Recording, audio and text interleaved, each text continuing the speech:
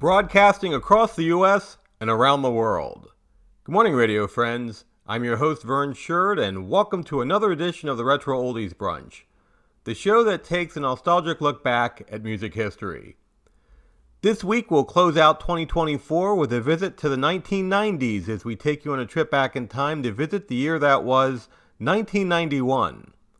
We'll include anecdotes about the songs and artists and relive the year through music and news and entertainment briefs. During the showcase, we'll have our three-of-a-kind music trivia. We'll feature a forgotten 1991 hit from our radio vault. We'll also have a long-distance dedication from one of our listeners. This week's showcase features the first U.S. Top 40 hit by an iconic French-Canadian songstress, and a collaboration between members of two different alternative rock bands who both formed in Athens, Georgia.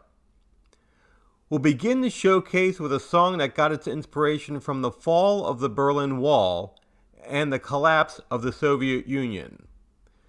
This is the British band Jesus Jones with Right Here, Right Now. Now we're up to the first U.S. Top 40 hit by a French-Canadian singer who is dubbed the Queen of the Power Ballads. She is the biggest selling contemporary female artist of all time, selling nearly 250 million records worldwide. Emerging as a teen star in her native Canada, she started her career by releasing her albums in French before crossing over to performing in English. Over her career, she has amassed 16 top 40 hits in the Billboard Pop Charts, including 4 number ones. Peaking at number 4, this is Where Does My Heart Beat Now by Celine Dion. Welcome back. I'm Vern Sherd, and now it's time for a look back at the year that was 1991. The Persian Gulf War begins. The brutal attack on Rodney King was captured on videotape after King failed to pull over, leading police on an 8-mile chase. Serial killer Jeffrey Dahmer was captured by law enforcement officials, later confessing to 17 killings.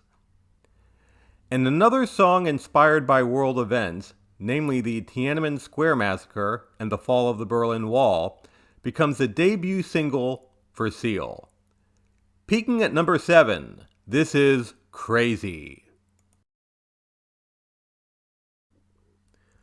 We're up to the song, which is a collaboration between members of two alternative bands from the college town of Athens, Georgia, home of the University of Georgia and home to a huge music scene. The Rock and Roll Hall of Fame band R.E.M. teamed up with Kate Pierson of the B-52s to perform a song that speaks of the optimism of spreading love to one another. There's no time to cry. Happy, happy.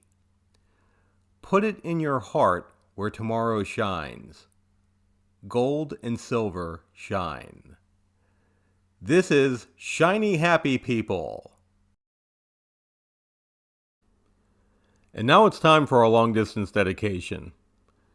Here's an email that we received from Keith from Maryland. Hello, Vern. This is Keith from Annapolis, Maryland, and I'm sending you my story for your dedication show. In high school, I had a close group of friends I spent time with. We all worked part-time doing various jobs and hung out on weekends. Most of us decided to stay in state to go to college at the University of Maryland. We all had each other's backs when it came to our studies and helping each other out through any rough patches in life. During our sophomore year, our friend Chris was going through a rough patch as his parents were divorcing. Chris was blindsided by this and fell into a deep depression. His grades began to suffer, and Chris decided to take a semester off to deal with his mental health. During his time off, our group was devastated to learn from his mom that Chris had overdosed on pills in an attempt to take his own life. Luckily, Chris was revived, and our group of friends decided to take turns spending time with him in an effort to help him deal with life. Chris signed up for counseling and was able to re-enroll at Maryland the following semester. We all made a commitment to helping Chris get through college. Chris showed great improvement and was able to graduate just 1 year after us.